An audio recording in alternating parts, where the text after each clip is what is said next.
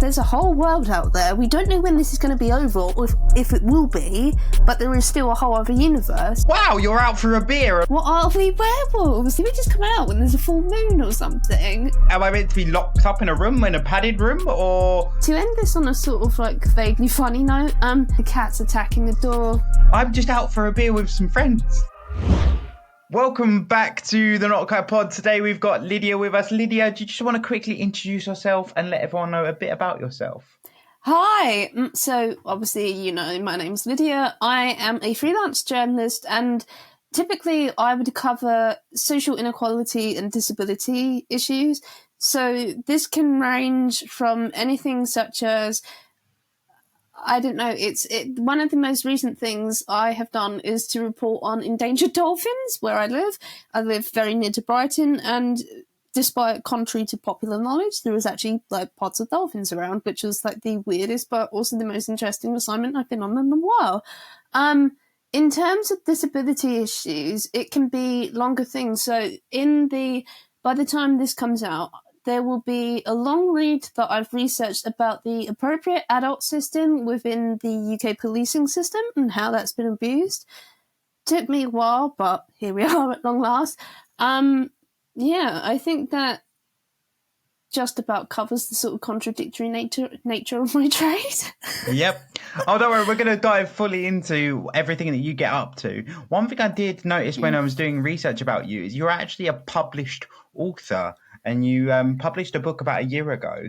What was that journey like? Because I understand it's an accessible cookbook for people with autism. So what was that journey like? I never thought that I would write a book. I just want to put that as a kind of like caveat. So books, I always read it as kind of like proper journalists, like the sort of like the people that I would read while growing up, and some of them I'm very lucky to know.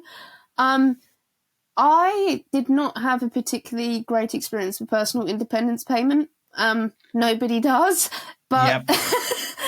I eventually went to tribunal over this because I will never forget this. They had a so-called expert he introduced himself by saying he was an expert in females with autism. Any guy who says females to describe women and girls, generally speaking, is a bit of a red flag. Yeah. Yeah. The paperwork came back, and it basically said there was one line in it where it goes, "Oh, she's just a bit shy. She just needs help, like talking to people." Mm-hmm. I'm pretty sure a diagnosed communication disorder is not shyness. Like shyness it is not a disability. I mean, that is anxiety if it is. There was a line in it where they were saying, "Oh, she can just learn these key skills," as if I was just like a child who was being sort of insolent and a bit bratty, to be honest. Mm-hmm. One of them was, "Oh, she can just learn to cook." If I could just learn, I would just not be autistic. Like, it is just sort of beyond stupid to even suggest this. There was a period of about 4 days where I was just talking to kind of like, you know, sort of friends, family, people that I'd come across sort of journalistically. And all of the issues that I have in the kitchen had kind of like this universal shape to it. And yet there was this sort of like blind spot as well. So there's very often you see kind of like newspaper articles where it goes, these autistic girls, they have like, you know, developed eating disorders, and it talks about how research is sort of equating the development of one with the other type thing, and never quite realising. That sort of sparked the idea. I was staying up into the early waking hours, sort of like scribbling down in notebooks and things. I pitched the idea, did not think it would get accepted. I was just sort of like frankly pissed off by this point. I mean, this was Christmas 2021. By the end of January, I was offered a contract. February 2022, trying to think of numbers here. I started writing in the following February, and it was published in November last year. In terms of the journey this was on, it was I found it really quite weird sort of writing sort of, it was at that kind of like weird time when there was sort of like lockdown, period between possible lockdown, sort of this kind of like weird hubris. I did not have anyone to talk to about it. I did not have anyone like overseeing this. I found it really quite sort of tricky in the sense of sometimes you just need to talk your ideas out with people rather than just sort of like, you know, being sat sort of going, I'm going slightly mad. Like, you know, I've got all these like ideas and I don't know where to put them. It's been interesting. It's sort of, I would never write kind of like from in kind of my own disability type sense ever again, I don't think, simply because of the amount of kind of like direct sort of vitriol I was getting in my inbox and all that sort of thing.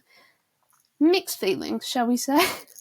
It's been a year now, and I'm just happy that it's making money, which I was told compulsively it wouldn't do. Like, that's amazing though. Maybe then another may come soon, I don't know. It's amazing though. I mean, like, the journey of writing a book, like, it's one of the things I've often debated, but I just don't have the patience to sit down. And also, I don't know what I'd write about, to be honest. I'd probably try and write about myself, but actually who really gives a shit about what I'm up to. But then also, one thing I did want to ask you about, because this is actually our second time recording this due to some technical issues. And when we spoke the first time, you mentioned, obviously, you briefly touched on it there, but there was quite a unexpected turn when it came to the reviews from the wider autistic community, was my understanding. So what was that like? Because I understand that it was a bit of a challenging time for you because you didn't really anticipate that happening.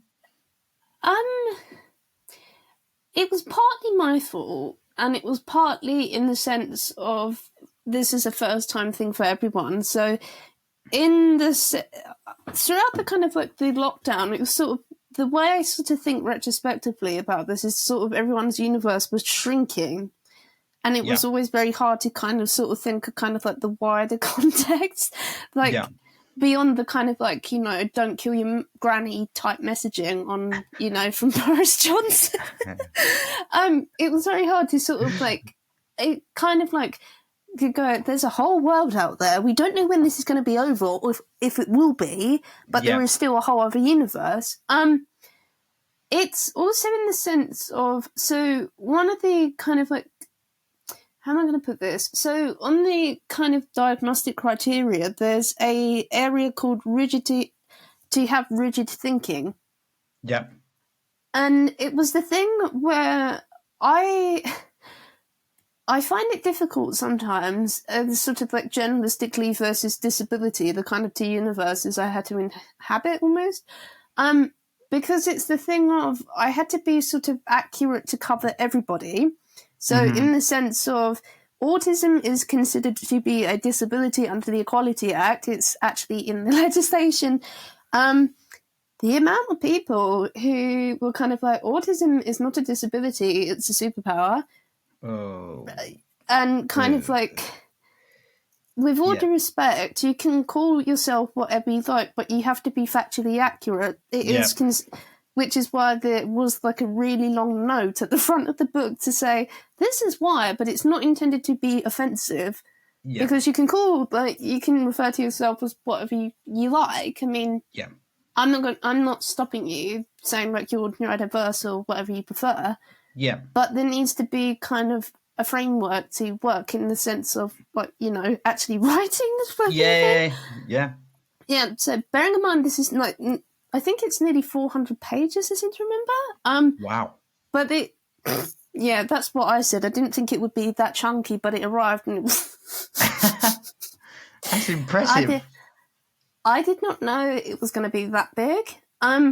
It's also the thing of autism is a spectrum, so I am very different to everybody else. It's the same thing as saying everybody is a human being. Like, we are not exactly, you know, clones of each other. I mean, I'm not being funny. Anyone sort of looking at this visually, Charlie and I are not the same person. Like, no. It's and yet very often it was sort of like, it was always the same thing of kind of this weird expectation of every autistic person must be the same. So I will never forget this person. I've never met this person who tracked me down through my website to tell me that I was basically the worst person ever for even suggesting autistic people needed help cooking or that the environment was inaccessible. Bearing in mind the book wasn't even out yet. It was a 500-word diatribe. There was the bloke who... This was just really creepy, but he got instantly blocked for this. A guy who saw that I was in the Sainsbury's magazine, like they'd interviewed me type thing about the book. He had read the interview, liked the interview, read the book, hated the book, however, and thought it was appropriate to find my Facebook account, my private Facebook account, in order to tell me how much he hated my book. Great. And apparently I was like an arsehole or something for just going, yeah, you're blocked. Like, this is weird. Like, yeah, I mean, the reviews on like there is a review space on Amazon for a reason. There is the space to vent your feelings, let your feelings be known about the book, but don't personally attack the person. I mean, the one that got me, and this is on Amazon, so anyone can see this, is going, this author clearly does not know a lot about us. She clearly does not know anything about autism. Like, you clearly have, it's, the first line is about my diagnosis, effectively. It's just sort of, I've had 25 years nearly, and also it's part of my job as a journalist. I mean, like, I'm not an expert in the academic sense by any means, but it was just, I'll never forget my relative's face just sort of turned inwards. They were just sort of went, what the fuck did he want? Like, what else do you want?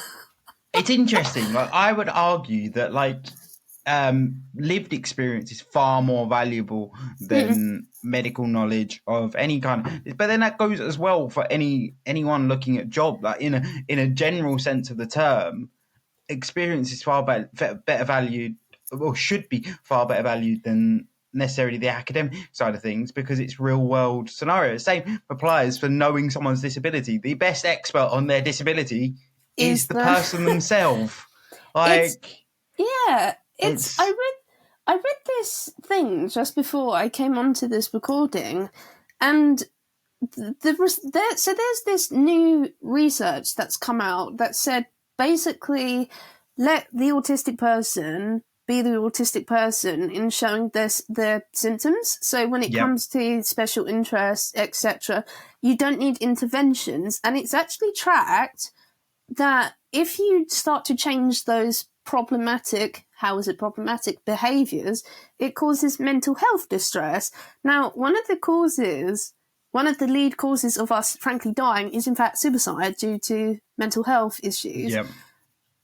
I cannot stress this enough. We have been saying this for decades. You do not need to intervene to make us normal just for selfish reasons. Yep. The phrase "no shit, Sherlock" came to mind. Like, in the sense, we've been telling you this for a very long time. Yeah. You were saying, though, it's really interesting that we've spoke about it before at length, that whole thing of sometimes speaking within the disabled community can be more daunting than speaking to the wider community. Because as I was going to bring in later as well, obviously you having done some public speaking, I would argue whenever you speak to your average Joe about disability, it's far simpler, because it's like, for want of a better word, it's like talking to a child. They're just absorbing information, whereas everyone within the community who has their own condition has their own viewpoint and views it from their viewpoint oftentimes, and automatically pulls you up. So it's more picky to present and teach someone with a disability who's involved in the space. I don't know what your view on that is, having obviously spoken as a public speaker and been involved in sort of several disability-focused events, but also your more mainstream events. What's your experience of that been? Wow. Okay. I find this is something I've actually sort of been thinking about. So I had I had a phone call with a colleague of mine about maybe a week and a half ago. So we're going to use the term dinosaur for this person. I'm not being offensive because they would willingly call themselves that. They refer to themselves as granddad in terms of the age difference between the two of us. If you're listening to this, Michael, I'm really sorry about what I'm about to say. But it's the thing of, I think that there's sort of two things I was sort of thinking about this really. So the thing that comes very often is editors and people who are effectively I report to, they describe me as being kind of translator. Yeah. So I think that there is a power in that if you have the privilege, so people very often get like really weird about it. They go, oh, she's autistic. We didn't know. She looks like really ordinary. Until you start talking with the hands. That's what I'm doing right now. That's not an autistic thing. I do that. It's a kind of like a stim thing I do. It's a sort of like, if I get like really anxious, okay, this is going to be slightly offensive. A friend of mine previously said that I looked like I was about to take off like a plane when I was sort of clapping my hands. Like, so I'll tell you about that in a second. I'll answer the question first. Okay. I think that there is a power to a privilege in that sense if you are able to kind of act as a translator to an audience. Yeah. I then think if you start to recognise that rather than sort of going against it, it can be an asset in terms of kind of like, in the workplace and that sort of thing. That being said, as a disabled person, very often I find it interesting very often because other disabled people very often they get really quite weird still in the sense of you're not disabled because I'm not visible. I don't use a wheelchair and that sort of thing. But they are the people that will call you on your bullshit very quickly if you. It's the thing of kind of having to place kind of like caveats and sort of thinking like, it's okay to challenge someone, but it's not okay in the sense of like, sort of going, attack the person, attack the idea, maybe not the person sort of thing. I find sort of it kind of intersects kind of with like ageism, ableism, sexism sometimes. About the remark I was making about my friend, I feel like I just ought to explain this just a bit.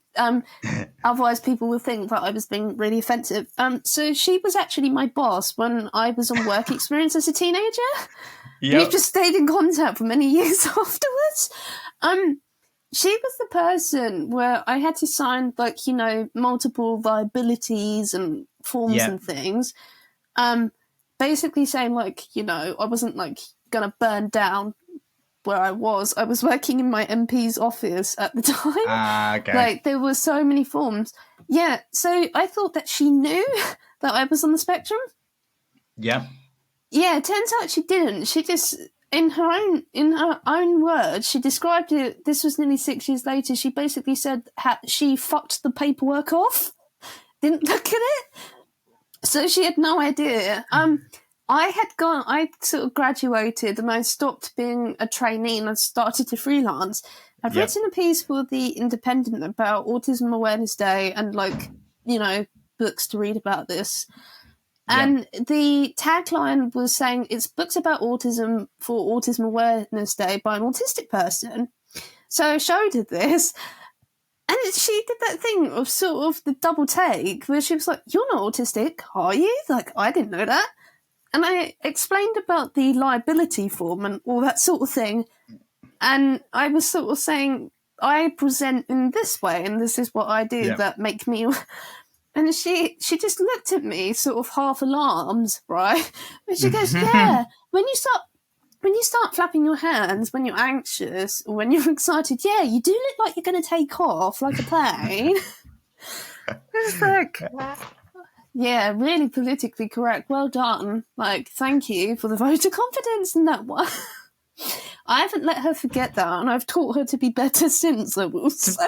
To be fair, I'm notorious for that. Like, it was funny. I was at an event, and actually a guest that we've had on the podcast, Katouche, we were at an event together. Never met her before in my life, and then obviously we'd become friends since. He came up to me, fellow person with cerebral palsy, came up to me out of the blue and was like, "You got cerebral palsy, ain't you?" And I'm like, "What? How?" And she goes to me, two things. One, the like overestimated head tilt. So like, for those who are listening to this, it's basically have someone behind you and you're tilt all the way back to try and make eye contact with them, full well knowing that it's not possible, but you'll still try and do it. And then the other thing that we always do is apparently we all talk with our hands, and you've got the T-Rex hands as well. So that was the thing that she pointed out. So it must be just a thing that some people do. Like, I'm like, my dad does it. We're massive talkers with our hands. It's really weird. It's a slight context to this. So when I flap my hands, that's me stimming. So it's not like I would. Again, sorry, Michael, if you're listening to this. It's the thing where I was having to. I was sort of trying to work out how to explain what I do in the sense of like, not embarrassing myself. And it's the thing where I remember observing a journalist who's since retired. He was like, he is a hero to me, this person. But in all of the kind of footage and in person as well, he is always moving his hands in order to talk. It's the thing where if I speak to people and all that sort of thing, I find it effective in terms of communication to keep them engaged rather than their attention being over here. But it is the thing where people go, "Yeah, you've got your T-Rex hands on." It's just the thing. I suppose not everyone does it, but there's a few of us that do it, and I'm one of them. I love talking with my hands. I will say there was an occasion where I was anxious in front of this person and they were taking the piss because I was doing kind of like jazz hands like that while I was talking without thinking. Sort of like, he was sort of wandered off and I'm sort of going, yeah, fuck you for saying that. Like, you're making me nervous. Like, stop, please. Actually, on the topic of stimming, first of all, I was just going to touch on it for anyone that doesn't know. Obviously, I know what stimming is. For anyone that doesn't know, what is stimming? Christ. Stimming is a way of self-regulating yourself when you are on the autistic spectrum. So instead of the kind of emotional processing that somebody normal would do, it can be things such as flapping the hands, as we've just joked about. It can be forms of, I can never pronounce this, echolalia. So the kind of... isn't it echolalia? I can never pronounce either. It's repetitive. The sound, the repetitive. Yeah. So it can be... in her book, Odd Girl Out, for example, Laura James talks about particular words, how she says it on repeat. It can even be things such as materials and sort of running your thumbs and fingers over them. So I have a friend who, she always has kind of like a gemstone in the middle of her fingernails. She's always going like that over it. So it's a way, if somebody is anxious, excited, that kind of thing, it's not to worry about unless, like, involves something like, fire or something. Yeah. It's the best way that I could describe it as someone who's not got autism, or as far as I'm aware doesn't have autism, is it's almost like for someone, it's almost like, people that have like fidget spinners, or it's basically imagine like a person with loads of like nervous energy. That's probably, to put it in quote unquote normal terms that people or might be able to wrap their heads around. I mean, that's just my understanding of it. Correct me, Lydia, if I'm completely off course. But that's probably the best way to describe it. Nervous energy is an interesting one because it's basically sort of dispelling as a way of sort of regulating. So rather than getting overwhelmed, it's a way of sort of putting that out into the universe, out of the body almost. Yeah. I think that's a really good definition. I'm going to borrow that for when I'm talking to people. But you can have things to help you. So you said about fidget spinners, people have tangles and all sorts of weird and wonderful things. And like people have ear defenders that have, if it's an overwhelming sensory one. One thing I did want to ask out of curiosity, because I asked another guest who has Tourette's, have you had any inconvenient stimming? In terms of like awkward moment, not ideal. I'm trying to think how I can tell the story. Because okay, I'm going to tell like an abbreviated version of this, and if I say this will be controversial, and I don't want like, pity or kind of like tragedy type thing around this. So 2 years ago, I was at a bar, and prior to this, this person is now a former friend of mine. I do not trust this person. I'm not a fan of this person. This was one of the most humiliating experiences I've ever had. He had gate crashed this gathering. He was not invited. I just want to point this out. Dear. Dear. I was out with his long-term partner. Mm-hmm. He was a friend of mine. And prior to that, he was high. He was drunk. His behaviour that evening towards me caused enough distress on my part that for the first time in 2 decades I was non-verbal trying to get home. Wow.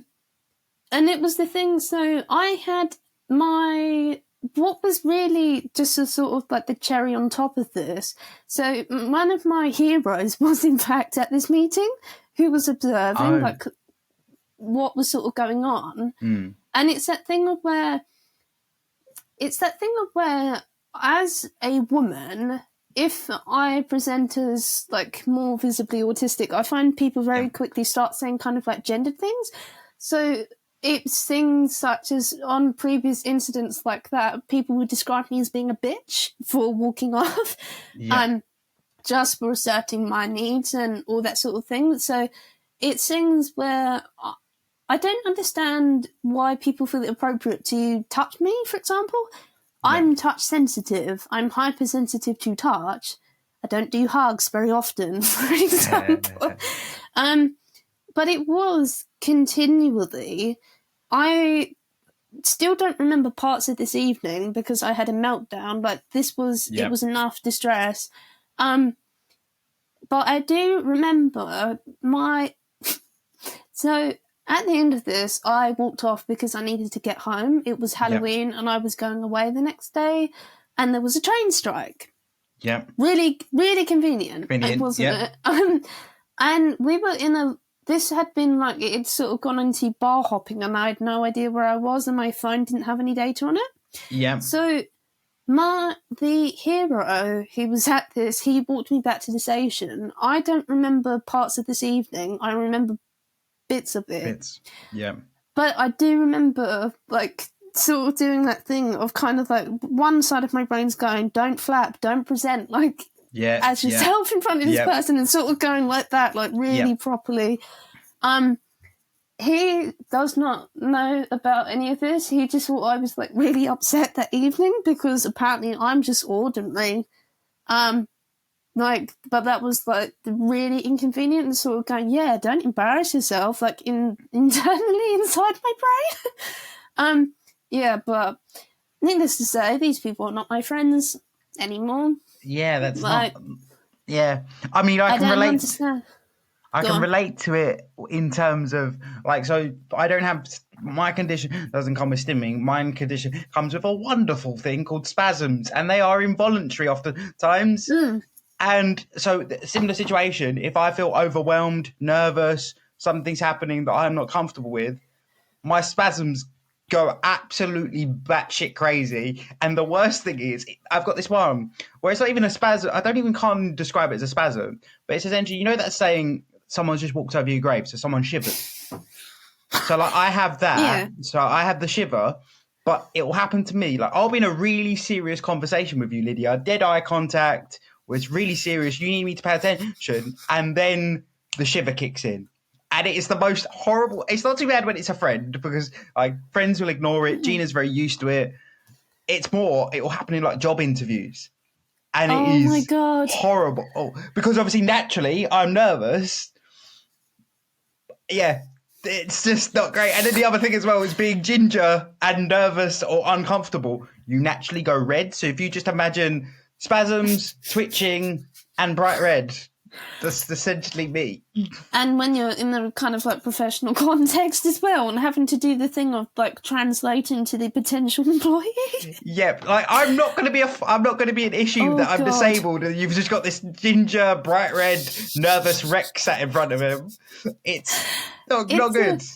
I will say, so prior to this, Charlie Jr. and I were talking about the meme about how a person was told very quickly how disabled people were not werewolves, and that they don't just have set hours. So I have a story to add to this. So last year, this was before. So as a long COVID patient, I have multiple health conditions as a result that are sort of like still being looked at and all the rest of it. So last year I had what's called BPPV, which is a form of vertigo. Mm-hmm. It's curable, however, because you just do a maneuver and you spend 2 days out, like unable to move your head, and then it's all gone. It's fine. So I was at a retirement party for a former mentor of mine. We aren't in contact anymore, partly because of the events of this evening. We're at a place in London, and I was talking to one of his colleagues. Now, because of the vertigo, and I also have vestibular migraine, which impacts my balance, I had what looked like a tic. It wasn't a Tourette's tic, but it wasn't something I could control. And the more anxious, like if you pointed it out, the more prominent it would get and more frequent as well. So it's at this retirement party, didn't know anyone apart from my former boss who was there. He was over the other side of the room. It's all jam-packed and like very quickly starting to become unbearable. And I was talking to this person because she'd noticed that I was ticking. It looked like I was being thrown back. And it's the thing when people get like really quite concerned quickly and get scared of me, like it happens. So she said this thing, and I will never forget this. She turned to a colleague and she goes, I have a student who has this spectacular scream, this student who apparently had Tourette's. And then she was wondering out loud, how do people like her do stuff? How did she go to the cinema with something like that? Are we werewolves? We just continue on. Yeah, it's just, the thing is, like, it is what it is. I think the great lesson here for anyone that hasn't been exposed to people with disabilities that are like more visible in terms of like your Tourette's, your ticking, and your stimming, people just eventually get used to it. Like your close friends just get used to it. It's like, I will, no word of a lie, be having a really in-depth conversation with Gina, and no word of a lie, I will be like, we'll be being really like romantic and everything else, and then there's just me itching in the corner because I'm either nervous, but then in those situations, because the people know you, it's not weird. And that's the thing. It's like for the wider community, that it's often the staring comes from people not understanding or not have seen that before. So they're like, oh, okay, what's going on over there? Like, no word of a lie. If you've got someone whose tic is screaming, if you hear a blood-curdling scream in the middle of London, you are probably going to freak out. However, you'll just see their friends like, oh, God, he's doing it again. Okay, don't worry, he's fine. He's fine. It was just the fact that this was apparently like a liberal person who, like, they would probably say that they were like accepting and all about equality and that kind of thing.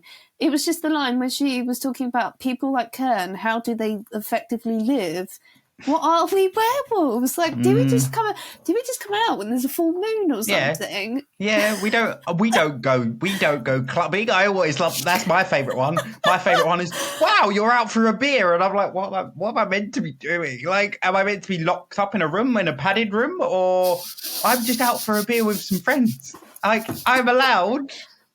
Yeah, we are allowed. Like, it may be like, it's the thing of, we may look awkward to you, but this is just like, it's the thing about, we're still human beings. We still enjoy, like, stuff.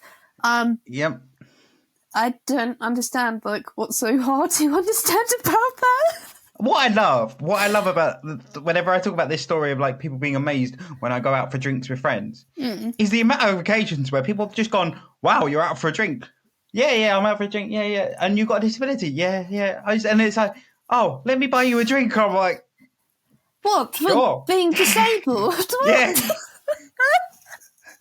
Oh my God, this is like reverse disability tax, Charlie. We should have this on International Day of Person with Disabilities. You've got to buy him a drink. Oh, gross. But it is funny. Coming back to yourself, and another thing I wanted to ask you about is you're obviously very involved in the journalism space. And it's quite a unique space to get into, particularly at the moment. Like, we've had discussions in the past of it being quite, at the face of it, is quite a old school industry, and it's taking a while for them to really believe in bringing it into the 21st century. So, what made you, as a young journalist, want to dive into journalism? I always feel a fraud whenever I get asked this question. So I always feel like if I had a job interview or something, I would have to come up with something like really grandiose. Just to sort of, I had a wonderful teacher, and I got to meet her again at my book launch last year to say thank you. She taught me how to write. She taught me to be interested in things such as history and all the rest of it. The other characteristic was that she never once penalised me for being curious. So we always have the kind of like the stereotype of, like the kid in the classroom who's always asking too many questions. She never stopped me doing that. It was the thing that I remember being maybe about 6 years old and sort of realising I can't write fiction. So people would say to me, like, you should be like Jacqueline Wilson or that kind of thing. Yeah. That ain't gonna ever happen. I can't do fictional stories. So I remember sort of going, if I can't do that, then there needs to be some other way. There's always around that kind of thing. At the time, how am I going to put this? Like, it was the beginning of kind of like the sort of phone hacking saga that sort of started with the Guardian stuff. So I remember, for example, when the whole kind of like revelation about Millie Dowler happened, when I was trying to think of the timeline here, because this is nearly 20 years old, this story, I remember when the criminal trial happened, so this must have been maybe 2013, 2014, where kind of like Rebecca Brooks and Andy Coulson and all that were on trial at the Old Bailey. I remember reading every single piece of coverage I could get my hands on. Like, I was probably like a nerd about this. But it was the thing, rather than sort of thinking, this is like, ethics and how fucked up things are, I remember thinking that it was just sort of fascinating in the sense of that is a power in asking questions. So rather than just sort of accepting things on face value, there is a power in thinking, actually, we can do better. We can, change the course of things. The reporter who broke that story has since retired. He is a lovely man.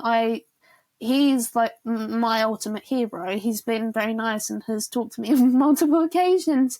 But that was the sort of kind of like the starting point, I guess. And here we are, I think nearly 10 years later. That's mad. I mean, it's really nice that that's all come from you just being a curious person, because I class myself as a curious person, but I wouldn't have thought to go into journalism. But then once you explained it, I was like, actually, that makes complete sense. Because a journalist's job is to ask questions and get the answers. That's literally...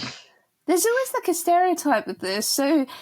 But it's sort of partly true. If you are in a room of journalists, you can definitely tell like what sort of publications they're from. So it seems like you can virtually always tell, like if they're from The Sun, for example, because they're always in the two oversized suits. They don't ask questions. They always look like they're going to court themselves. If they're from The Times, they're usually in a suit, a tie, always got the kind of like the steno notepad, the kind of like the leather briefcase. The freelancers are always the ones who are scruffy at the back.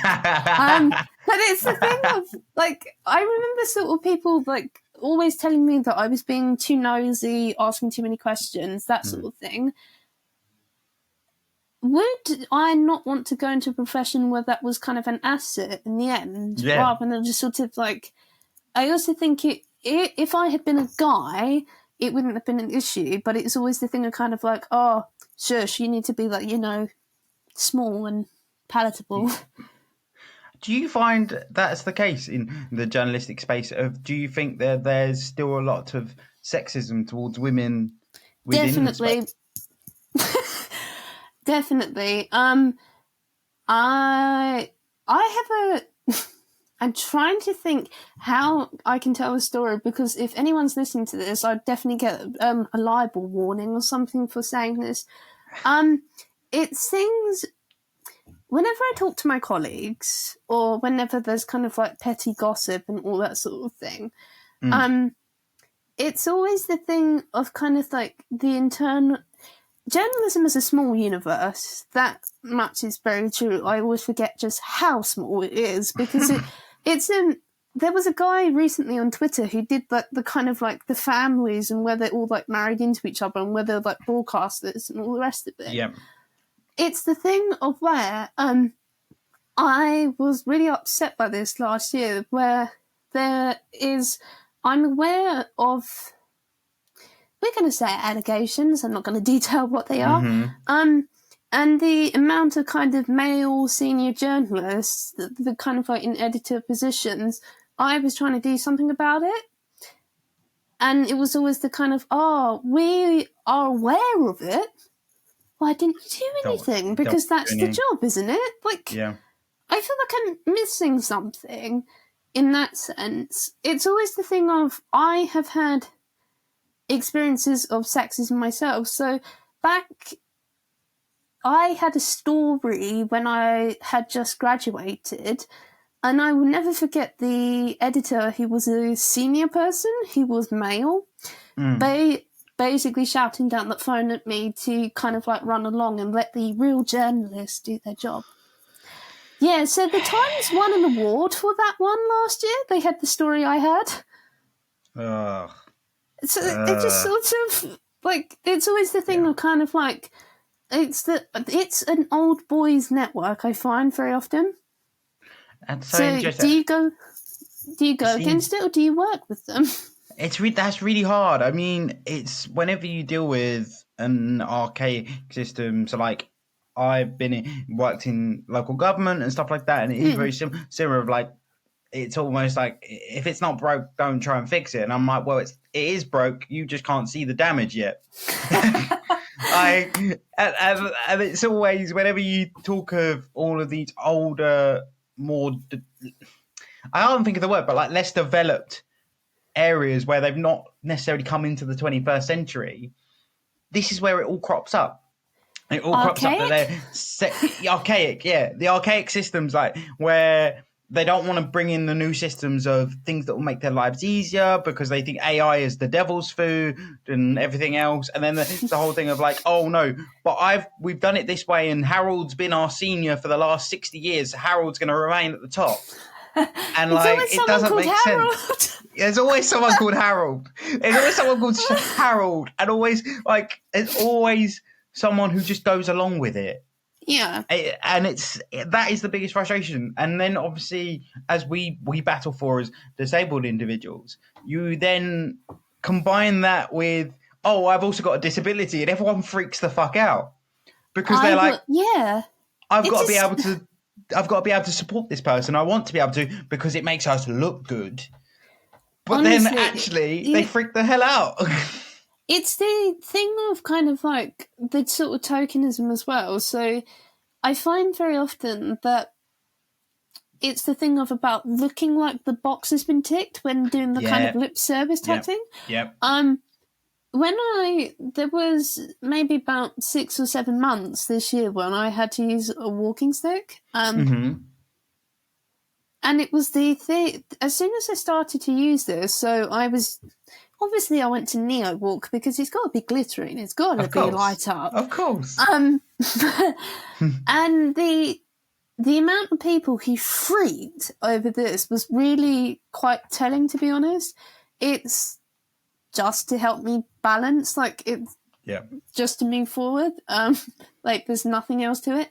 But it was the thing of kind of like, I'm trying not to identify this person because they're really nice. There was a journalist who if you tell me that something is wrong with my legs, then it's just going to get worse. That because I was subjected to kind of like, there was a period last year while I was sick of misogyny and sexism and frankly bullying. But it's sort of the way in which that sort of worked is the more anxious I get, the symptoms set off and it sort of goes around. Yeah. So if you tell me something's happening, it's just going to get worse. I don't understand what's so hard to sort of comprehend about that. Like it's a really simple thing, as in don't be like this pointing out the circus freak. Yeah. This journalist really sort of seemed to panic. If we had said he was a woman, we'd have said he was hysterical, frankly. It was just sort of off the radar, and I sort of kind of wanted to go, calm down. Stop, just take a breath. This was a guy that you work with. He was just kind of over. Well, yeah, I don't even know the word. Just over the top. Yeah, over the top and overbearing. It just. I'm independent. I take care of myself. I don't like this sort of I panic. It was just sort of. Yeah. I didn't. We have existed since time began. I mean, what's so scary about that? It's just strange. It's particularly with the whole walking stick thing. I'm in the grand scheme of things, a walking stick is the beigest of mobility aids you could possibly get. I'm not talking some next gen leg strap you look like a bionic human. I'm talking a walking stick. Which guess what, Harold? You're going to use in 10 years' time. It's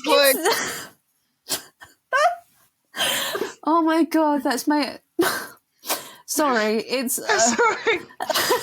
That's so funny though, because it's things there was so at NAIDEX earlier this year, there was a guy I was talking to. He was talking about how he works in rehabilitating patients who are paralyzed. They're using kind of I don't know what this is called, but it looks like a skeleton that they're strapped into. I know the one. Yeah, I know the one.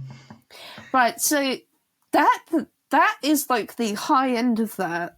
Sort of the mobility. That is a mobility aid that even I would double take at. That is one of them ones of, what the fuck is that? Whereas a walking stick is cop, isn't it? They're just sort of... Whereas a crutch or a walking stick, I'd be yeah, that makes sense. The thing I don't get about the whole walking stick crutch thing of people finding it weird that you've got a crutch, is it all comes down to the fact that you're young and you're using it. Whereas, if let's be honest, Lydia, if you were walking around and you had a leg in plaster and you were using a crutch, no one would bat an eyelid because everyone would go, your leg's broken, you're using a crutch. What's the fucking difference? I don't... what is the difference? I have a long-term condition that sometimes... I mean, if I sat down... So, at this point... This is going to sound a bit mad. So I was undiagnosed up until February, I think this was, March this year. So if I sat down, if I was just talking to you, like in person, Yep. I had no control and I would just start to go like that. And I would fall. That, apart from that, everything sort of looked fine, apart from being like a bit sort of like breathless. But just, it was the thing of kind of like, why is it any like glittery? Like, you need to stop acting like magpies and sort of being curious and go, lights up, like, can I have one? The amount of people who'd go, I want one, when they had nothing wrong. Like, they just wanted it as a statement piece. An accessory. It's fabulous. Do you know the worst thing about that whole thing is, like, you know, those disabilities or difficulties that you have that you never realised you had, but then someone points it out and you're like, why did you have to... I had like, it just, I don't get it. Why would anyone do it? Like, it's just the whole, like, one of mine, and I'm going to point it out now, and everyone's going to be like, oh yeah, he has got one. So I went to get an eye test, right? And I'm chatting away to the optician. He's like, yeah, this. And he's like, oh, okay, try these on. That didn't quite work for you. And then I was like, oh, that one didn't work. He's like, oh, yeah, that didn't work because you've got a slight head tilt. And I was like, a head tilt? What do you mean a head tilt? And then I looked in the mirror and was like, shit, I've got a head tilt. Fuck. It's I had an experience like this recently where so sort of referencing the commentary I was saying about bullying and stuff last year. So people were always saying to me that I had a weird way of walking and that I was inordinately clumsy and like really taking the piss all the time. Even like just people that I would meet, like at a first meeting, they would always point this out to me, going, "You're not walking properly. Like, why are you walking like that?" I was just walking, like I wasn't like being like John Cleese or anything like that.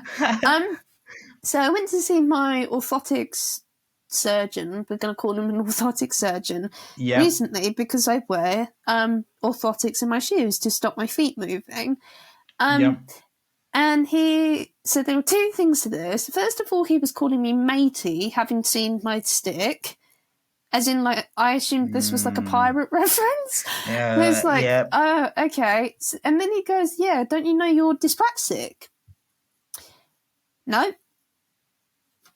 clue whatsoever. So all the kind of like the walking issues and all that sort of thing probably are explained by this title. It would have been really helpful to have known this in respect of I'm undergoing treatment for balance issues due to COVID, and yet dyspraxia is partly a balance thing, and nobody thought to tell me this.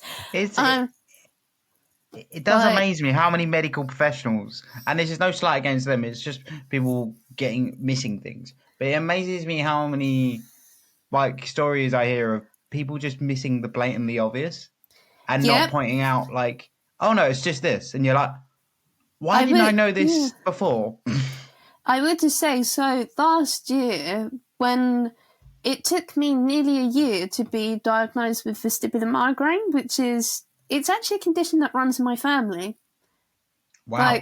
So it was the thing where I went to my GP saying I'm still experiencing dizziness and all the rest of it, having sort of come out of quarantine. Mm-hmm.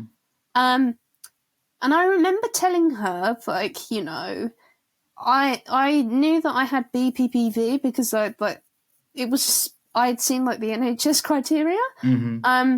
She didn't even think to check my family history, so I spent like 9 months looking. Like she thought, at one point she was convinced I had like a serious progressive disease off the back of having had COVID.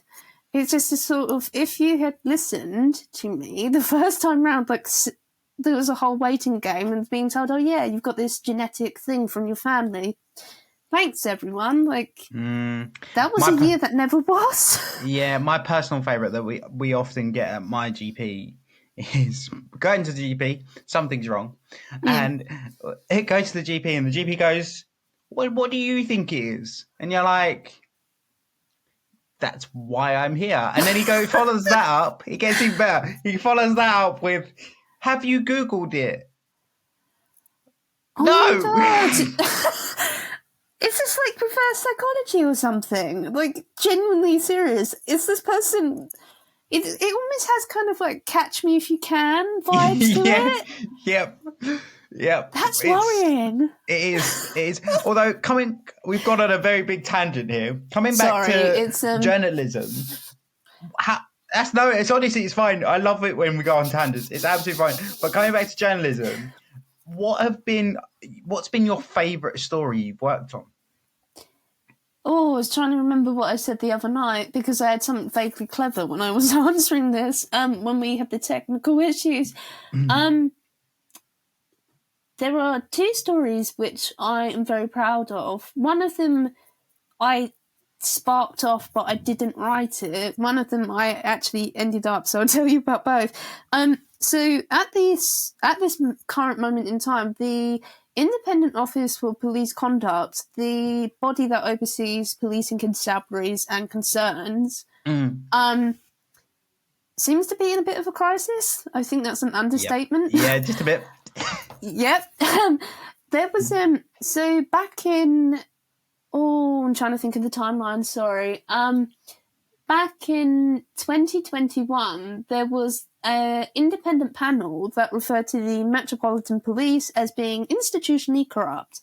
And so that's, generally speaking, that's a verdict that was accepted. I was there the day that this government panel was published, and then we had the Casey report. The thing about this is, so there were questions about Dame Cressida Dick, who was then the most senior police officer in the whole of the UK. She was the commissioner, and all the rest of it.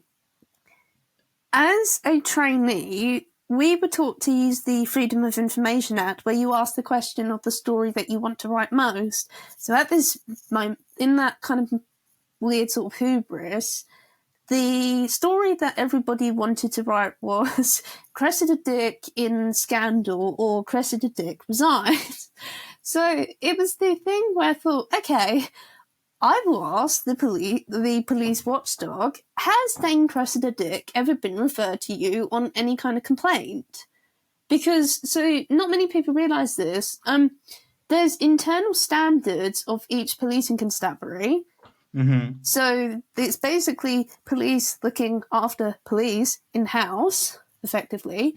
And then if it needs to be referred outside, so other police forces can come in, or it goes to the police watchdog. It depends on what the complaint is. So put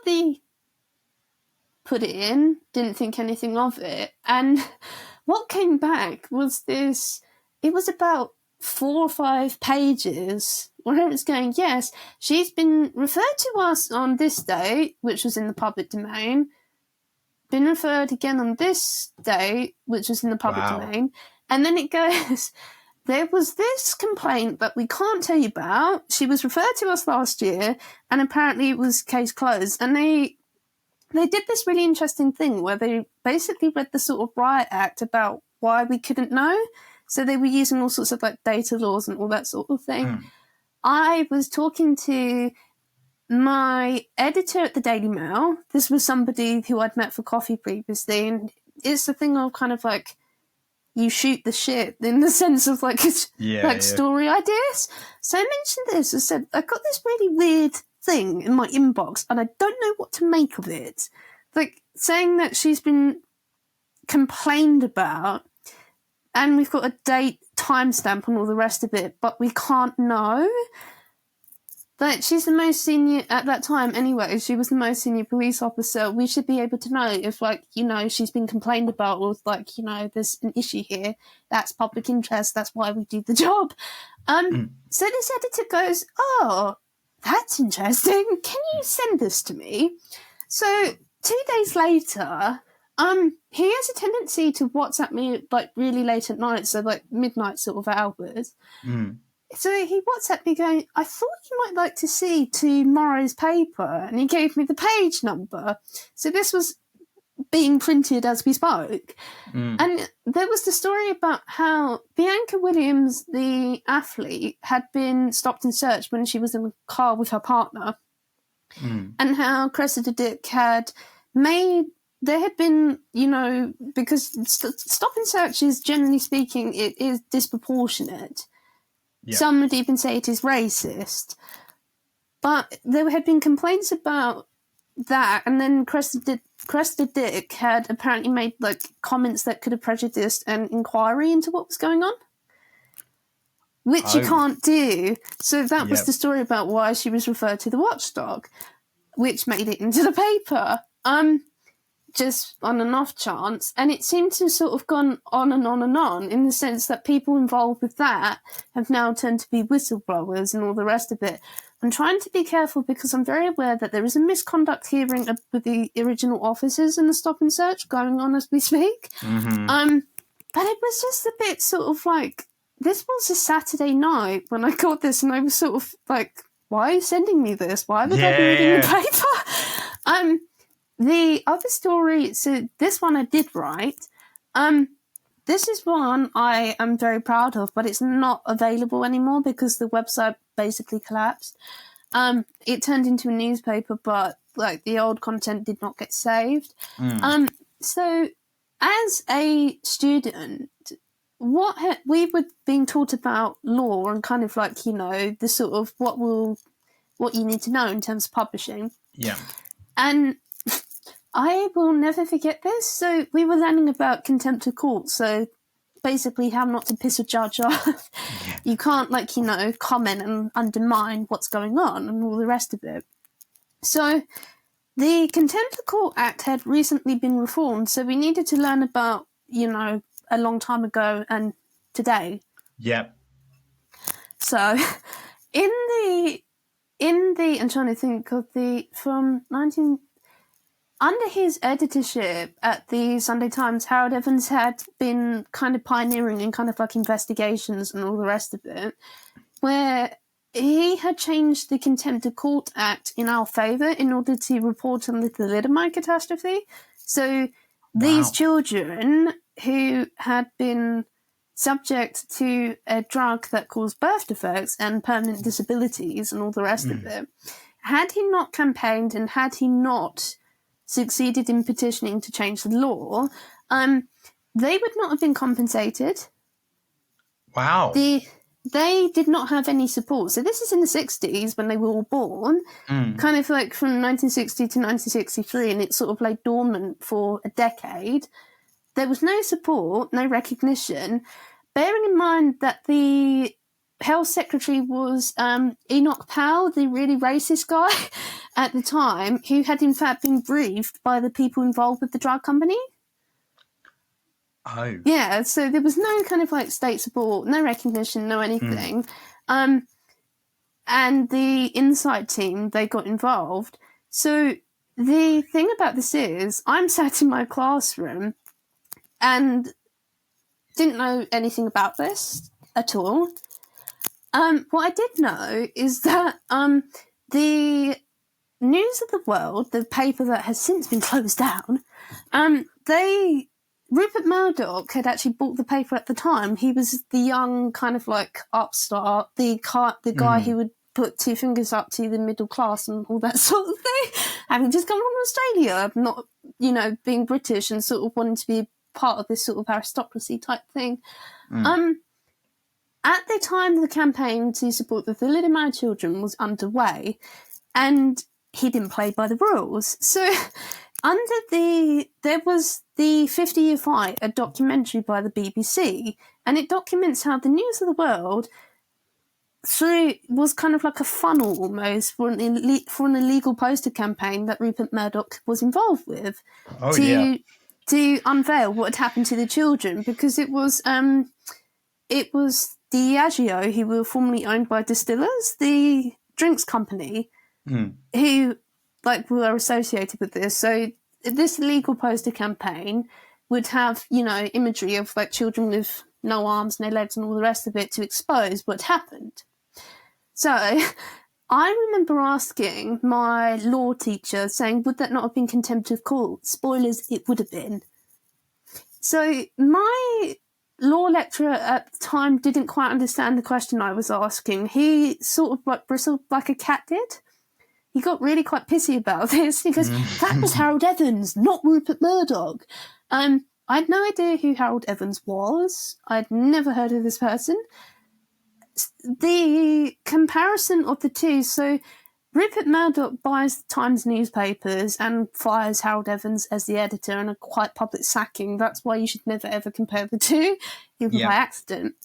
So I went away, watched Attacking the Devil, Harold Evans and the Last Nazi War Crime, which was on Netflix, and it was the thing. This was just absolutely fascinating. Like the whole kind of unveiling how this is a story that's gone on and on and on for decades. So there's kind of like recently research has found how it's got Nazi links to it and all the rest of it. What? Yeah, so thalidomide, there is circumstantial evidence that says it started in the concentration camps. That's wild. Whoa, that's crazy. Yeah. So I watched this and I remember thinking, I want to interview this person. Like, it's selfish in the sense, but I just had so many questions. Like, oh my God. So I found his website, found the email address. I want to say maybe a month and a half later, he replied going, read my wife's book and we'll be poised for a more informed chat. So I read his wife's book. He came to the UK. This was his last UK appearance. I was summoned, not invited, summoned to the Royal Automobile Club in London. I was 18 at the time, and it was fucking terrifying. So it was kind of like there were people in top hats and women with pearls and all the rest of it. Wow. Like, properly, like this was not like anything I'd been to before. So it's also the thing about media clubs where you're not supposed to carry out business, so you're not supposed to like do any work whatsoever. Oh, okay. So I had 12 hours notice that basically this was going to have to be like a secret interview with like I'm going to have to hide my recording device and act like we're just sort of like talking like friends. It's like, oh my God, okay, challenge accepted, but like this is really quite something. So I got there, I interviewed Harry, he became my mentor and my friend off the back of this. It was published on November 29th, 2018, but it was the thing where it annoys me when people ask the same question. So, you know, when you see like celebrities and they answer like, who are you, what do you do, and why are you famous? It's boring. It is so dull. So it's things like people always talked about Harry in terms kind of like, oh my God, like this is like a really famous editor and like there's such a legacy and all the rest of it. Why didn't you ask the question about that? It just sort of, it struck me how nobody sort of asked him. They sort of like played like the greatest hits type thing. We had a wonderful time. So he was always very funny. He was also shorter than me. So for people who's listening, Charlie and I have met in person on a number of occasions. I'm not exactly the tallest, but Harry was smaller than me. So all I just remember was like this 90-year-old man who was far quicker than I will ever be. He was really quite quick in moving around. So out of nowhere, all I can just see is like this 90-year-old man who's just come out and just sort of hugged my midriff, just as a greeting. Like this was really surreal. And he goes, never mind, this is just a snobby club. Like he fully recognised how snobby this was, but according to him. But then he said the thing where he goes, I've been a member for more than 50 years. Wow. It's like the two kind of like contradictory things. Yeah. But it's just sort of like, oh, okay, that's longer than I've been alive. I'm not really sure what to say to this. It feels like really scrubby and like really scruffy. It's just sort of, everyone here is sort of like dressed in like, you know, like the Rolex watches and all that kind of thing and talking like they've been to Eton. Yeah. Although, like, I feel like a lot of like stuff like that, when people have like are over articulate and very, very well spoken, so much of what they say can get lost because they speak in not a different language, but if you're not on their level, it can be very hard to then engage with that, if that makes sense. Sort of. It sort of, It's why I find I really enjoy doing kind of like interviews and profiles and writing them more than anything else. And it's because, so I can't read people's faces. I have no idea what this is saying. She says, gesturing.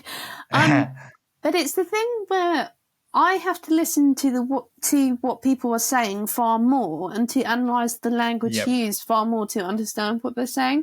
So it seems like every single person has a particular phrase that they will repeat, or it's even kind of like techniques in language. It's fascinating because it tells you so much of like intentions that they may or may not have. One of my ones, just to point out, and everyone that listens to my podcast is going to go, why did you point that out? Is, does that make sense? I always say, does that make sense? I don't know why. But it's a communication thing, isn't it? It's just it's just a double check. It's a technique to make sure that you've been heard, received, and understood, so to speak. Yeah, but it's interesting. One thing I did want to ask you, just off the back of that, because it was a really interesting story. What is like being a journalist? Obviously, you have to do a lot of research and you find out lots of things. What is like a juicy nugget of information that you found out through doing research that through your journalism? As in the story that can't be told, or story that can't be told, or just something that people would be like, whoa, like that's the thing. I love people that dive into subjects so deeply, because sometimes you uncover something that you didn't expect to find. Like the fact that you uncover, like the fact that you found out that the thalidomide drug has possibly some connection to Nazis is quite wild. That was in a documentary. So the guy who uncovered that, he found the original patent for the drug in German, and it had all these kind of side effects, but it was at a time when there was no drug testing laws, so how on earth could you possibly have known that? It's in Nazi Germany. It gives you a bit of a clue, and they found a load of people. This is a story for when this is not recording, because there is a... Do you remember a few years ago when there was a super injunction celebrity? Pardon? Do you remember a few years ago when there was a super injunction celebrity where kind of like Twitter and kind of like other social media websites, they were asking who this person was?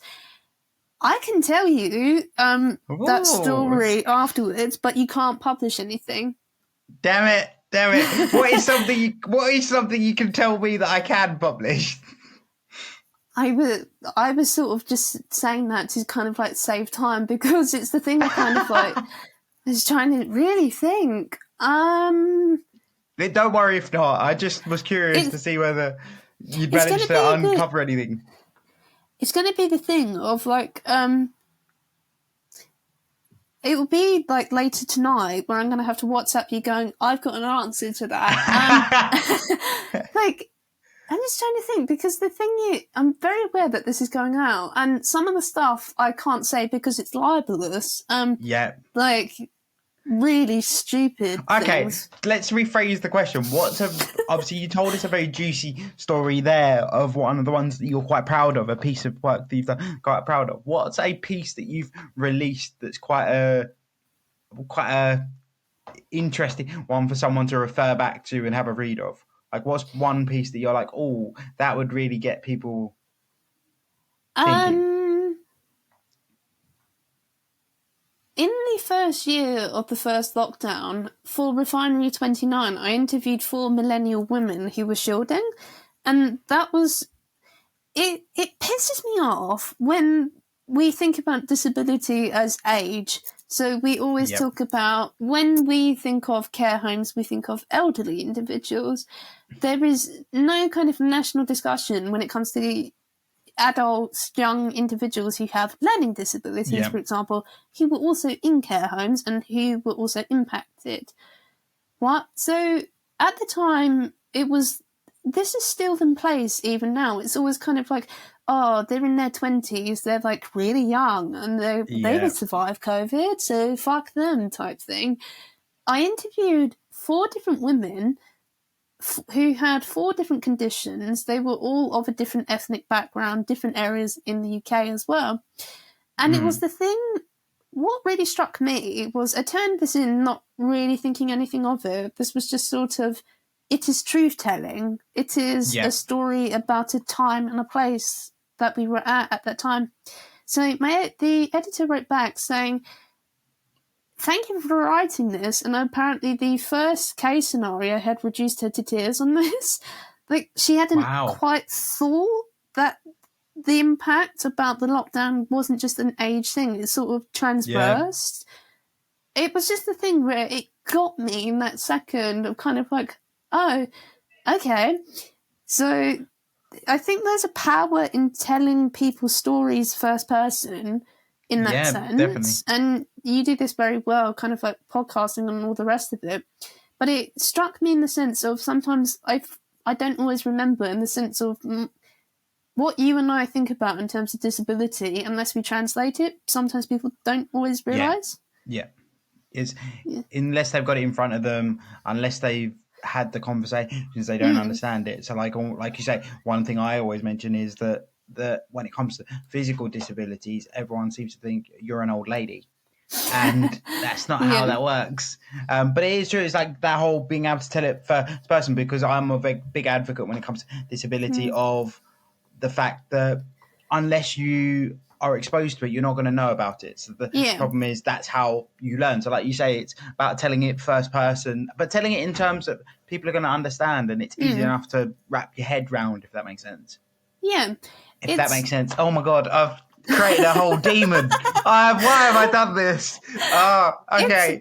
There's definitely a power in that, and I think it's sort of partly how, in the failure to adapt to a kind of new technology and all the rest of it, God, I sound like really old saying that, I think that's also partly what newspapers have failed to understand. So about nearly 2 decades ago, there was a book that came out, and it was controversial at the time. It's called Flat Earth News, and it's about how we are broken, effectively.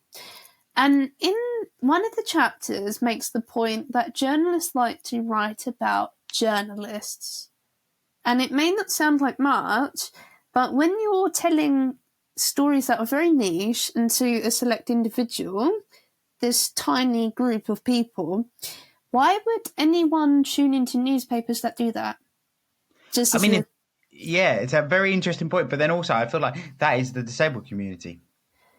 Yeah, so in the sense of we don't really cover disability, like we don't do it justice, we are still very kind of inspiration porn driven and all that sort of thing. So if you want to be read by the most amount of people possible, which you want to be, because news, that's how you make money, if you're not telling the stories that matter in a way that is ethical and also reflective of reality, surely demographics of people are going to go elsewhere. They're going to make their own. They're going to tune into different sources. I don't understand why that is so hard to get. It's in the sense of, I hear so much about, there are journalists who always, they come out with comments like, fuck TikTok and fucking TikTok, and it's just people doing a dance and all the rest of it. Sophia Smith-Gaylor is an award-winning journalist with nearly 500,000 people following her on that single platform. That is significant in the sense that she's now freelance. Do you not think it's an asset to have a specialist like that to, a platform, because we're not just, the physical product anymore? Yeah. It makes sense to me. If you want to be trusted and if you want people to read you, surely you should be doing better, frankly, in that sense. Yeah, I mean, it's primary, like we spoke about it before, it's prime example of the journalistic space being fearful of coming into the 21st century, in terms of they're worried that if they come into the space that is social media, that is podcasting, that is less so blogging now, but the more modern creatives, they're going to lose their values, when actually it's just an expansion technique of it's getting more eyeballs, getting more ears, and it's also getting a different perspective, and also allows you to just be able to adapt. Like, let's be honest. So if you're able to produce an article that talks about a topic, there's a written article. If you're able to produce a podcast that talks about an article, if you're able to then produce short form that talks about the article, what are the chances that you're going to actually intrigue a much wider audience? Exactly. And it's the thing of, when I think about old guard in the sense of the stereotypes about the gatekeepers in this, what comes to mind very often is that they seem fearful of me. Like, I've had people who are a bit sort of scared of me in person, even though I'm like decades younger. And when I sort of have dug deeper into kind of like the reasons why in terms of like asking questions, it's always the thing of, apparently I represent something new and that I'm going to take their job off them.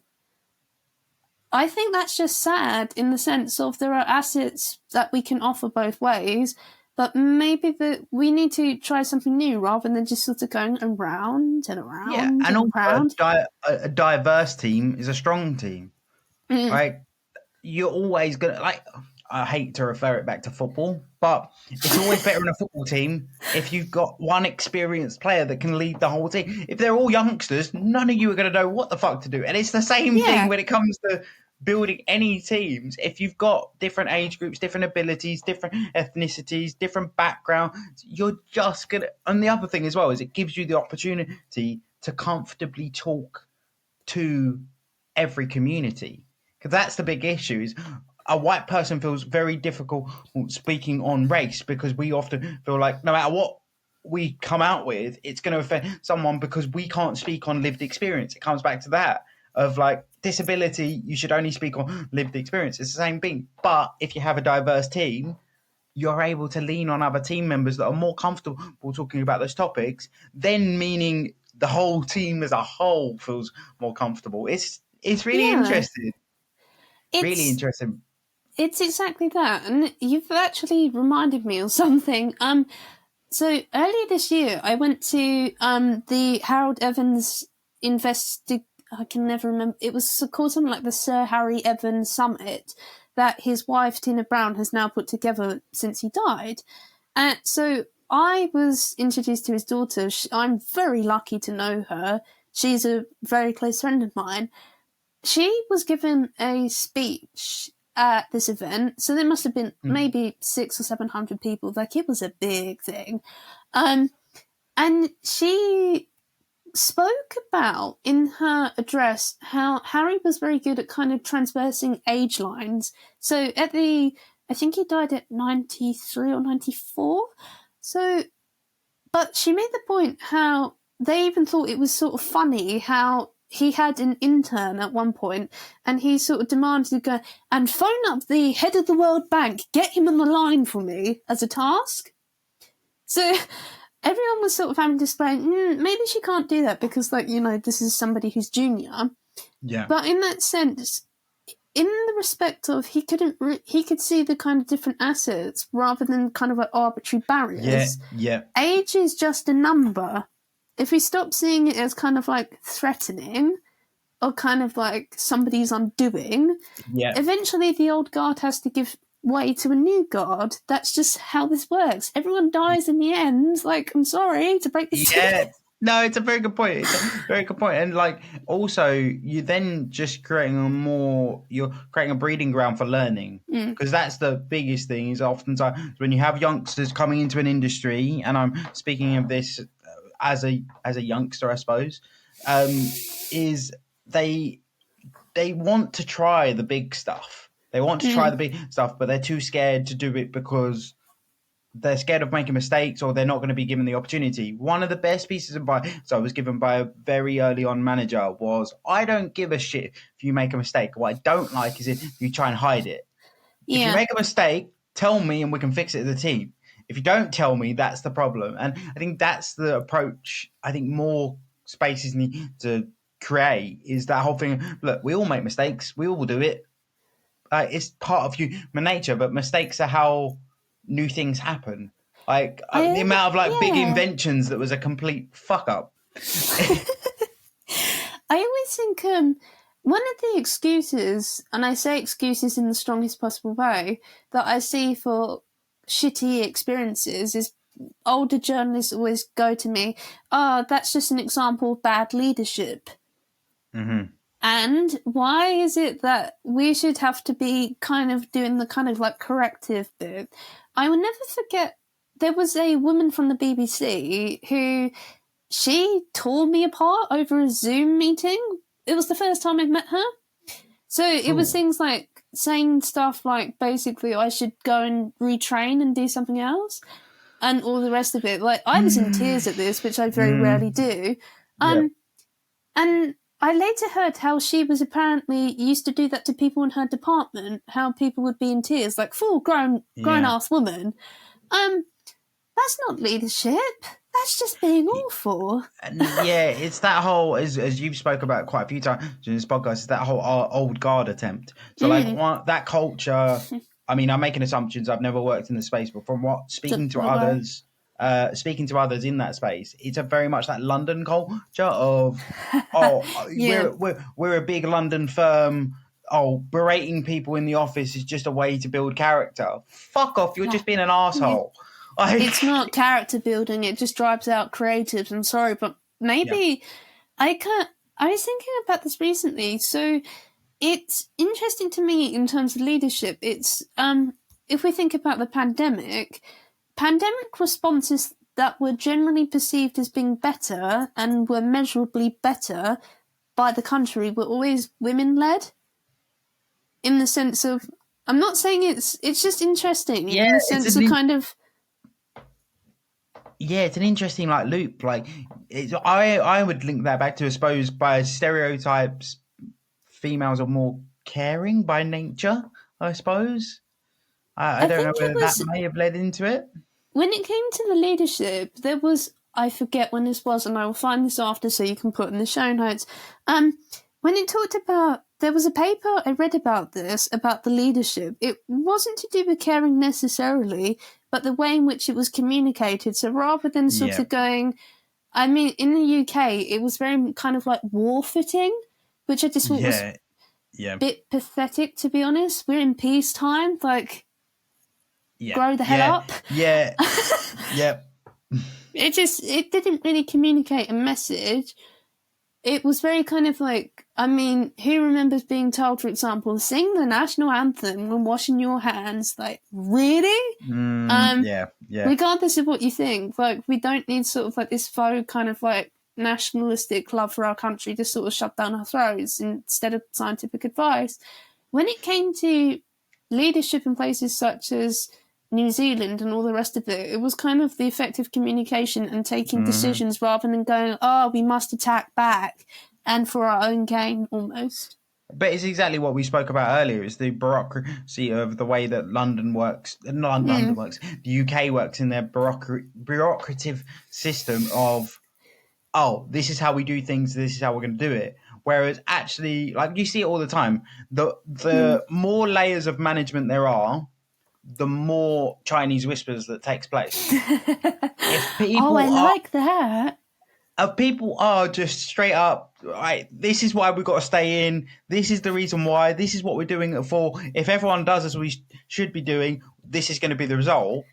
It's very black and white. No, there's no miscommunication. Whereas when the UK did it, we were like, oh, we could do this, or we could do this, or we could do this. Someone make a fucking decision and stick to it.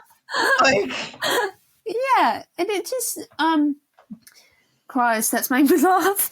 What was I going to say? I think it also says a lot about where we are as well. So, in the sense of kind of from an employment, but for people listening, I was actually talking to our boss at Access Able about this in terms of the topic of ageism, and she said this thing where she effectively said to me, in order to stay ahead and to kind of have, like, show leadership and all the rest of it, we need to be thinking and innovating and sort of moving forward. And therefore, she feels specifically, and particularly like she needs young people. Journalism does not do that. It has a very weird relationship with age, I think. So it's even down to, if you look at the awards that we do once a year, it's currently award season, they there is Young Journalist of the Year. Young Journalist of the Year for somebody who's in their late 30s, early 40s, very often. Yeah, that's weird. That's not young, is it? I mean, yeah. I just feel like I'm sort of stating the obvious here, but it's also things kind of... It's like... It's even things such as... I've noticed a lot of my colleagues, for example, they have no idea what Substack is.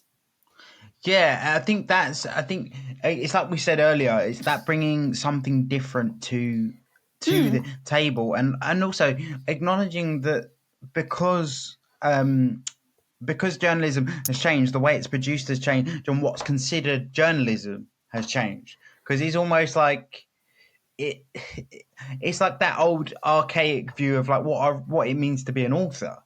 Like everyone thinks it's bloody Charles Dickens, when actually now loads of people are authors, and like what I love now is like you'll get someone with severe dyslexia who is also an author. Those two things don't fucking go together, but guess what? They found a different way of doing it. Like it's and it's that sort of thing of like being able to then accept that the way in which we do things and the way in which we label things in terms of what's considered journalism, what's considered acting, what's considered this, that, the other, can change. It's like now I'm sure you consider a YouTuber a style of acting or being creative or performing. It's just a different way of viewing things, and that's all journalism needs to do. It just needs to it's all valid, change perspective. It's all very valid, and this was something that so as a kind of context, so I'm trying to find myself a book agent. Shout out to anyone who wants to represent me. I would love to talk. This is a book about, this is collecting crime stories that I've sort of like seen and observed. Yeah. So for one of them, there was some research I was doing, and I was kind of going into kind of like a long sort of parental line. So very often when it comes to, I'm going to try and say this in the least offensive way possible because I'm not intending to judge anyone. When it comes to parents who have a child who have a disabled child, so very often when working, I come across that scenario where they've sort of raise this person or they interact with them on the basis that they ignore or try to make them normal. So, and when I was sort of kind of like going into the kind of like the how and why, this is what I found. So we all have what's called iambic markers. So when we are faced with a present experience, we refer back to other experiences in order to inform kind of like how we react and respond. When it comes to this idea of a person, like we're having to raise them, we are still going kind of backwards in looking back to how, like, you know, how we were informed and all that sort of thing. Yep. However, there needs to be kind of like a proactive almost, in the sense of kind of like changing the thought patterns, because we very much have this culture of kind of like you know, the thing of when it's like, this person, I would like to walk her down the wedding, like the aisle on her wedding day and all that sort of thing. What if she doesn't want to get married? What if she like, you know, wants a civil partnership? One size fits all. Yeah, one size fits all mentality of, oh, you've got to do these things to be a good human being.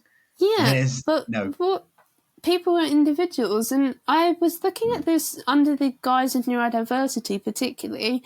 I find it interesting in the sense of researchers have proposed there is an idea that this is under what's called the double empathy problem. So two different neurologies fundamentally cannot understand each other because they're two different very not alike. However, in the sense of proactively, you can sort of override that if you're being proactive about it. That being said, the double empathy problem basically suggests that the autistic person is taking on far too much of the responsibility, even though communication is a two-way street. It's incumbent on them to do the heavy lifting.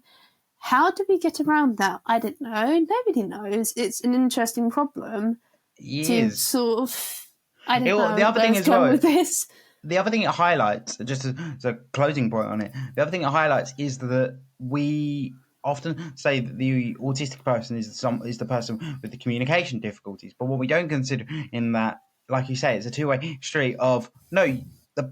The quote-unquote able-bodied person could just be a shit communicator, which then makes the autistic person its journey a lot more difficult. Like, it's really interesting. But it was just that thing I realised. I was like, actually, like you say, we often put the pressure on the person with the disability to sort of articulate, manage the scenario, when actually we never consider, like, from a physically disabled aspect of, like, you could just have someone who's just not very forward thinking. Like, those people, like, I have to explain how to put a ramp down, or I have to explain why I need a ramp. It's making that interaction more difficult. And then when you use that in the communication difficulty scenario, if you're shit at communicating and you're considered normal, how does that make the person with the disability feel? Because you're like, you basically made a journey that's like 50% difficult up to 100% difficult. But it's just exactly it's mad. That. I find it curious. So when I work kind of in a sort of like in my role as a speaker, sometimes I come across people who have different communication methods. So earlier this year at NADEX, there was a woman who was in her early 20s who was nonverbal and was typing out on a notes app on an iPad. Yep. That's not a problem to me. I just adapted my communication, and I made a point to particularly go over this with her. And what I found interesting is that my colleagues and some of my friends like really took issue with the kind of like, oh my God, she's like nonverbal. That's so scary. Why is it? Like, she's just, communication is not just talking. The thing of, people don't seem to realise that. Although I will add, and I'm going to be 100% transparent here, one thing I do find people who are nonverbal very challenging, and only because of my own biases of I'm a very talkative person, so like a lot of my communication comes from talk, and I think that comes from obviously being sat at tables and having to articulate my needs all the time. So for me, that scenario I do find challenging, but it's just because, again, it comes back to that lack of exposure thing of I'm not often exposed to it, so then I haven't built the system to navigate it, and that sounds terrible on my part, and I hold my hands up to that. But it's just interesting, and it just highlights as well. People have different communication styles, and it comes into the same thing of like, that thing of like people have different love languages. It's also very true. Some people enjoy touch, some people don't. What's that? I wouldn't say that's a bias. I think that's a conflict of access needs. So in the sense of, I don't think it's a bias. I think it's your access need in the sense that it's kind of a clash almost. I wouldn't say that's necessarily bias. It's because I find it, how am I going to say this? Communication is not just about talking. However, not many people realise it. They get really scared really quickly. Like, it's in like, oh, look at the kind of like circus thing. But you've just described having to and needing to articulate your, I'm going to say access needs with that. Yeah. I don't think it's a bias. I think that's literally just a conflict of access needs are sort of like not being met either way almost. Yeah, I do. I don't know. I mean, I don't know. Whenever I get stuck in that scenario, like, I hate it because there's that internal voice in me going, dude, you've got a disability yourself and you're putting this on someone else. And it's like, it's a horrible space to be in, because I sit there and go, oh, you call yourself inclusive. And I'm like, oh, here we go. Here comes the voice. In the nicest way possible. I think your internal monologue needs a slight adjusting to be nicer and kinder to yourself. Yeah, that is definitely one of my difficulties. We all do it. It happens, but it's just non-disabled people tend to think in terms of their own universe, I realise. So they don't they also strike me very often as not being particularly curious or sort of wanting to adapt. Yeah. Just kind of the token label almost.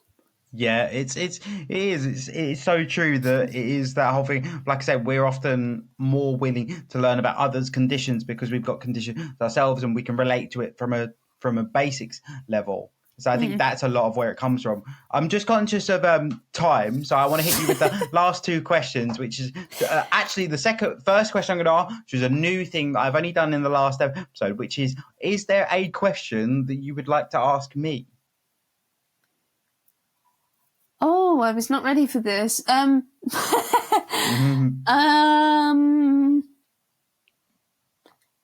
is the thing, right? Whenever I do interviews with people, I find it easier in the sense that I script in terms of my ASD. So I'm always scripting conversations. Sometimes I write it out. But it's where questions like this I actually find really hard, even though I have a tendency to ask my own subjects. That's okay. It's okay. I feel like such a hypocrite. If you were to write the book that you were talking about, what would be the opening chapter? What would be the story? Oh, that's a good question. Oh, that's a really tough question. If I was to write my autobiography, as I mentioned earlier, what are you saying? What would be the opening chapter? Yeah, because it's always whenever there's a memoir, there's always kind of like, I'm thinking of things such as Sitting Pretty and kind of another book by Samantha Rank, for example, where they always open up and it's kind of like, this is the spark of the idea and this is kind of like what sparked the events off, almost. Yeah, I would think, do you know what I'd probably call the first paragraph, first chapter? It would probably be, I wanted to be a Paralympian, but that isn't the reason why that isn't my label, if that makes sense. So like, it would be kind of playing on the fact that I started out my YouTube content creation career wanting to be a fitness YouTuber following being a Paralympic swimmer. But I don't agree with the label of any disabled person that does anything that's interesting has to be a Paralympian, or if you want to be involved in sport, you have to be a Paralympian. So I would just probably play on that. I must confess, you saying that has brought back a memory. So I remember being at secondary school when the Olympics were on, and it was always, it used to drive me mad. Kind of like, we had to do an assembly of each year group once a week. Every single story at every single assembly for the whole of 2012 was in fact about this inspirational Olympian and how, like, you know, they've overcome hardship. And I'm even that, so I wasn't diagnosed then, but I do remember thinking at the time, oh my God, like, really? Like, it's dehumanizing, I think. I think it's really interesting. Obviously, 2012 was a massive source of inspiration for me of wanting to get involved in swimming and wanting to get up to a competitive level. So there was that element of that realization of there are people out there similar to me achieving great things. So there is that element, but it's this whole thing of, if to be a successful disabled person or to be an interesting disabled person, you've got to be a Paralympian. That shit I really don't believe in. I believe in inspiration from being a Paralympian. If watching the Paralympics inspires you to get involved in sport, there's nothing wrong with that at all. But this whole thing, blanket. It's this whole thing of like, oh, you're disabled, you've got physical, particularly when it comes to physical disabilities. Like, oh, you're disabled, you're a physical disability. You go to the gym, you must be a Paralympian. No, why? Like, it's crazy. It is crazy. It's that kind of mindset, I must confess, does annoy me. Like, I won't say who this was, but when I was having to promote my book, I find it really irritating when my disability is connected to my job as a journalist. So I think it's offensive when you start to say, oh, the autistic journalist. Yeah. So, first of all, I have multiple other health conditions, for a start. Second of all, Like, I don't see, like, any of the guys getting that sort of thing, particularly in interviews. Yeah, And also, it's interesting. It's irrelevant. Like, it doesn't. Yeah. You don't have to be that. You can be a person as well. I feel like it only really happens like in the. I mean, again, it's an assumption, but it only really happens in the creative space where you're producing something. It never happens. Like, no one ever goes up to, oh, you're the disabled electrician. It doesn't quite have the same ring to it, does it? Oh God. This is good. If I ever write a memoir, I'm just borrowing that as a chapter title. The disabled electrician. Yeah. Let me tell you about the disabled electrician. I'm trying to think if I can get away with this because this is really rude, and I don't usually say stuff like this. No, it's I had a colleague. I say I had a colleague. This person is in past tense. And I was trying to explain what I've just explained to you in the sense of we are allowed to be people, we are allowed to be separate and all that sort of thing. They weren't really getting it. So I will never forget the kind of like... I feel really bad for what I'm about to say. And I remember saying to this person, oh, I wouldn't go up to you, like, you know, and say... That's the erectile dysfunction broadcaster? Like... It's true! It is true! As soon as they said that, they magically understood. Like, you wouldn't go up and say, oh, that's the broadcaster that stinks. Like, it's just... It just... As soon as my cat has just come into this to my office, 1 second... But it was the thing of, as soon as I said that, they just sort of magically understood. I feel really bad for admitting that. I was just like really... Okay, it's going to make a great social clip, so don't worry.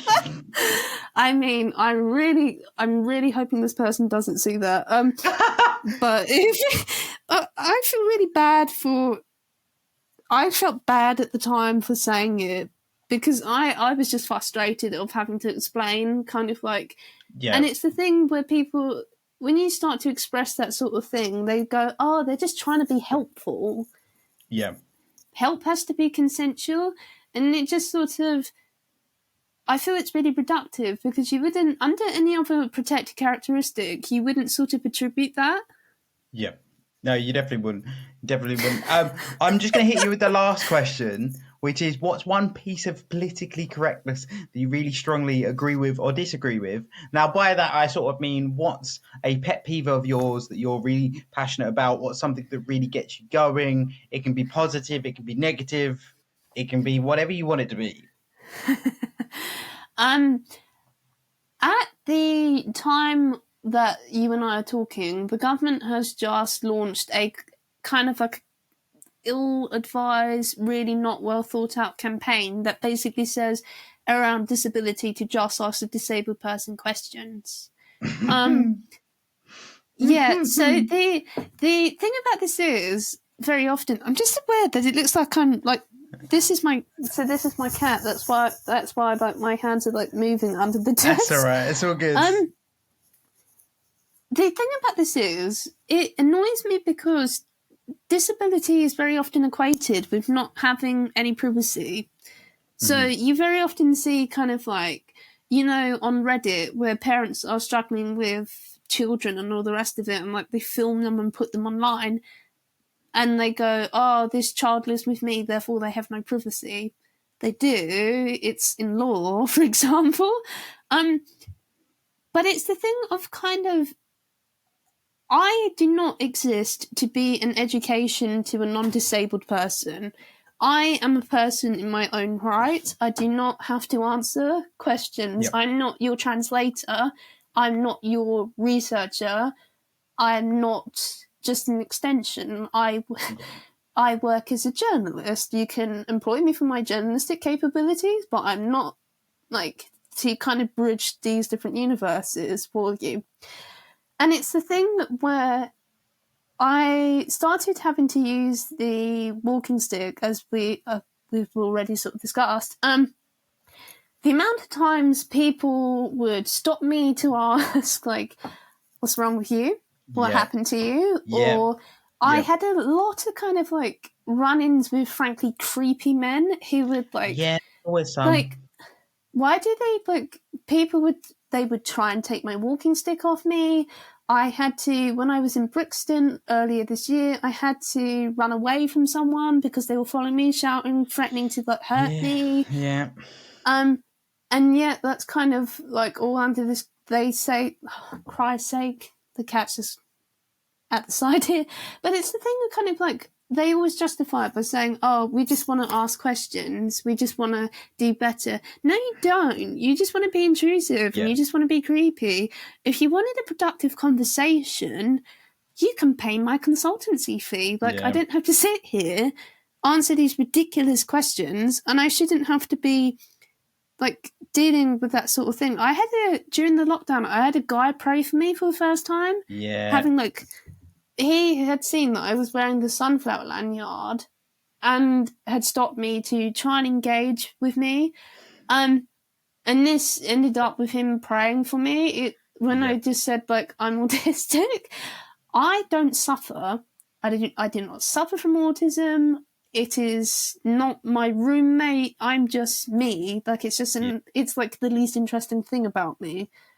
It makes up the least amount of work possible. I do hundreds of other things in the disability space. It does not give you the right to be intrusive, and it doesn't give you the right to be a dick, frankly. These days, my response, usually, if I'm on a short fuse, I'm not proud of this, but it usually would be to fuck off, like asking me questions. I've had, it's things like I'll just be like coming back from court reporting for the day, and I've had like creepy men try and entrap me in like the 4 seats to try and ask me questions. Yeah. Fuck off, like fuck right off. To end this on a sort of like vaguely funny note, so this is just to, I'm so sorry, the cat's attacking the door. That's 1 all right. second. Go away. Like, I thought this would be sort of funny to end this on because it's just very weird. That got like really depressing, like really quickly. Earlier this year, Charlie and I were working together. We were filming, I can't say the organisation. While we were filming, I was being asked the question, effectively, of how... I forgot about this. He already knows what I'm going to say. I was asked the question, how can non-disabled people be an ally to disabled people? And I'm not very good at reading social cues sometimes. So I just thought this was like as part of like the kind of like chat before like stuff started going. So we had like massive like, you know, massive cameras dotted around and sort of people moving around us and that kind of thing. We were all like mic'd up and it was like really quite scary, to be honest. I just thought this was like the introduction chat. So me being me, I answered bluntly, not really thinking this through. This is like a classic autistic non-filter moment, to which I said, I remember saying, frankly, don't be a dick. Like, you can do all the possible training, all the kind of like the theory and like all that sort of thing. But the baseline is just don't be a dick. Like, I mean, it's not hard to do. Yeah, it's pretty accurate. Yeah, the thing about this was, so why Charlie's laughing at me is the fact that this was in fact on film, like this was captured. I hadn't realised because it didn't have any kind of like light at the top of the camera and there was nobody said like, we're rolling or anything like that. And the thing about this is, so the 2 people who were filming me and were filming all of us, they were pissing themselves laughing behind the camera. Shout out to Matt and Rachel. Oh my god! So as soon as I realised, I was really mortified by this and sort of going like, "Oh my god! Like, please don't tell me." Like, they kept the footage. What I hadn't quite realised, and I was sort of like tiptoeing around this for months, was the fact that they had told the person in charge because they thought that this was really funny. So I was out to dinner with our collective boss, and to which she goes, yeah, I do know about that. I thought it was really funny. I'm sort of going, Ground, swallow me up, please. I just, I thought, so it's the thing of whenever we talk now, they always sign it off with hashtag team don't be a dick. Don't be a dick. I mean, it's going to be the title of this podcast. Just don't be a dick. Yeah, don't be a dick. I'm happy for that to be my cover quote, or like, I want this on my gravestone the day I died. It's like Spike. If Spike Milligan can have "I told you I was ill," he even had like an illustration that he was doing, and in his letters before he died, he'd written about how he wanted it to say, "I told you I was ill." And everyone thought, like, haha, he's like Spike Milligan and being funny. Turns out it's actually on his gravestone. Like, it's the thing of kind of like, I sort of wanted it on a t-shirt for the amount of times I have to say to people, so I can just, like, point and say. Don't be a dick. Like, it's not hard to, like, in terms of the question and political correctness, just that's a very kind of basic life advice. Yeah. Also works in not just a disability context. I mean, I feel like a lot of politicians over the last few years could have in fact been told this one piece of advice. Yeah. Just be a person. Yeah, I 100% agree. Just don't be a dick.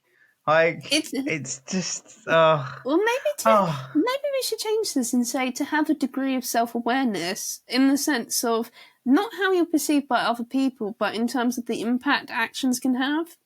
I prefer don't be a dick. I think it works better. Catchier, and also in the sense of SEO and all the rest of it. Yes, it works. It works better for the algorithm. And on that note, where can people find you if they want to follow your journey? Where can they find you? Where can they follow your pieces of work? So I am on Instagram, sometimes on Twitter, not necessarily all the time. Thank you, Elon Musk. So I am journo_Lydia. I am also over on Substack at lydiawilkins.substack.co.uk. Awesome. Thank you so much for coming on, Lydia. It's been a great conversation. We could definitely talk for so much longer, and we'll definitely do an episode 2. But thank you so much for coming on. Thank you for having me. Thank you so much for tuning into this week's episode of the Not Quite Podcast. Please make sure you follow us on TikTok and Instagram to get regular updates about the podcast.